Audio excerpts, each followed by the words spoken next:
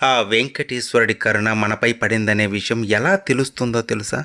కొండపైకి రావడానికి ప్రేరణ కల్పిస్తాడు స్వామి. మీ మనసులో భక్తిని మేల్కొల్పుతాడు. మిమ్మల్ని ఆయన సన్నిధికి రప్పించుకుంటాడు. ఆలోచన కలిగిందే ఆలస్యం చేయకండి, బయలుదేరండి కొండకి. బయలుదేరే ముందు స్వామి నీకోసం వస్తున్నాను, భారమంతా నీదే అని గట్టిగా అనుకోండి. మనసు నిండా ఆయన రూపాన్ని నింపుకొని బయలుదేరండి.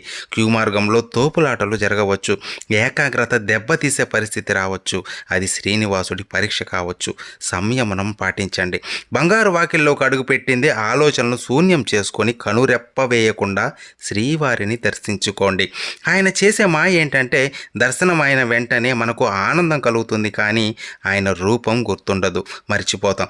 అందుకే ఎవరితో మాట్లాడకుండా ఆనంద నిలయ ప్రదక్షిణ మార్గంలో ఎక్కడైనా ఒక చోట కూర్చొని ఒక 2 నిమిషాలైనా ప్రశాంతంగా కూర్చొని స్వామి రూపాన్ని గుర్తు చేసుకోండి. ఆయన రూపం గుర్తొస్తే మీ జన్మ ధన్యం.